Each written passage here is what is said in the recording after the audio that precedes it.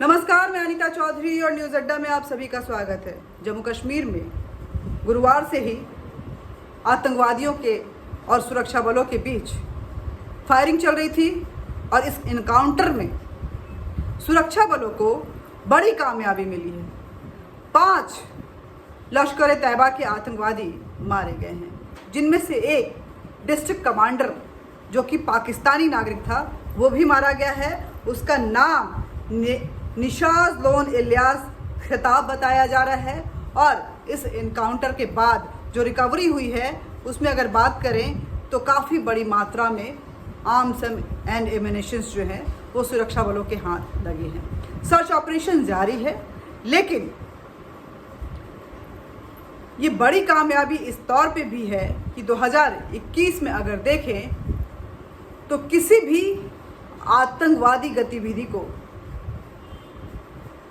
Immediate effect के साथ eliminate करने के लिए सुरक्षा बल जी जान से जुटी हुई है। और 2021 में अगर देखें तो ऐसा कोई भी आतंकवादी घटना कश्मीर में नहीं देखने को मिला है जिससे कोई हताहत हुई हो।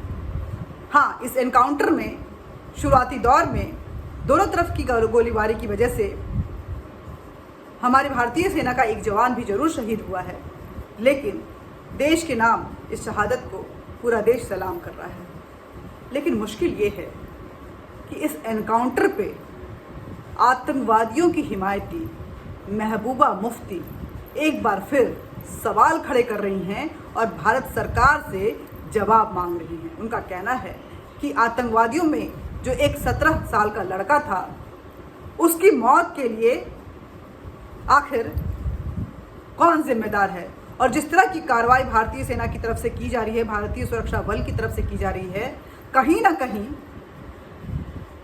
ये नौजवानों के लिए खतरा बन रहा है। और ऐसे में भारत सरकार को जवाब देना चाहिए, क्योंकि उनके माता पिता का कहना है कि हमारा बेटा आतंकवादी नहीं था।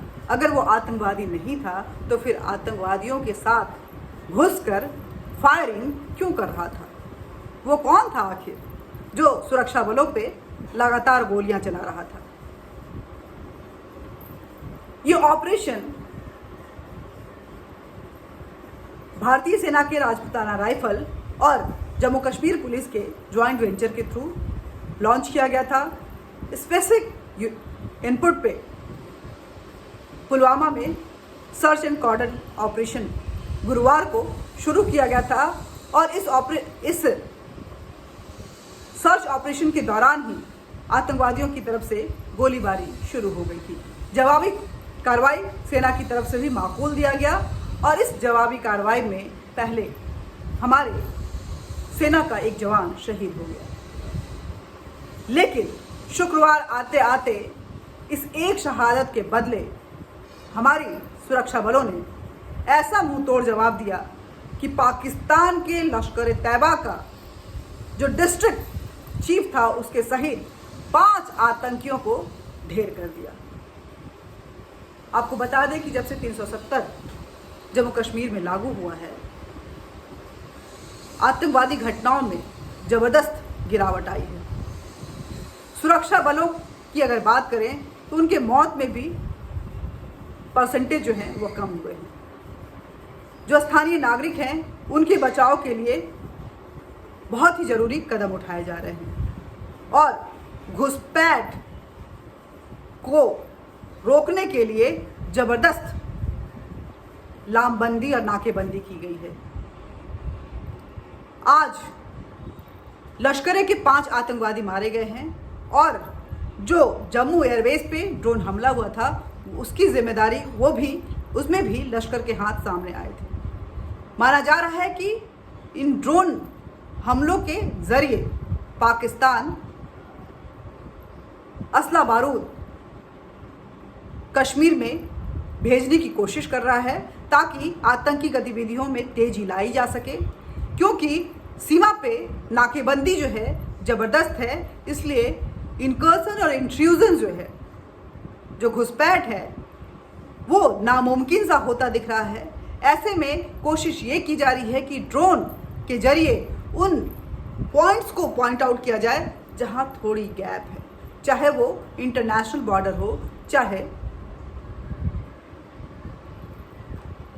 सीमा हिंदुस्तान पाकिस्तान की सीमा, LOC लाइन ऑफ कंट्रोल जिसको बोलते हैं, सीज फायर ना के बराबर हो गया है, क्योंकि पाकिस्तान को पता है कि अगर सीमा पार से गोलीबारी होगी तो कहीं नहीं कहीं उसका जवाब जो है इतना ज़बरदस्त देना पड़ेगा कि पाकिस्तान को औंधे मुंह सफ़ेद झंडे लेते हुए सीमा पे दंडवत होना पड़ेगा।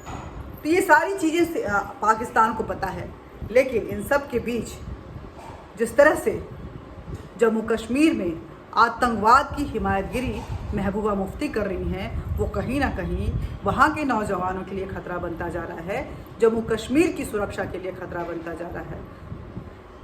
आपको गौर करना चाहिए कि जब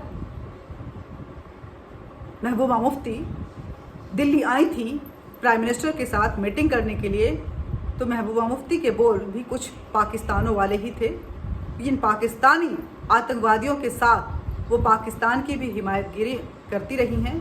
उनका कहना हमेशा रहता है कि पाकिस्तान से बातचीत होनी चाहिए, पाकिस्तान के साथ व्यापार संबंध भी बनाने चाहिए, और जिस तरह के वो ट्वीट और बयान देती हैं आतंकवादी गतिविधियों को लेकर के, ऐसा लगता है कि वो ये भी कहना चाहती हैं कि पाकिस्तानी आतंकवादियों को भी थोड़ा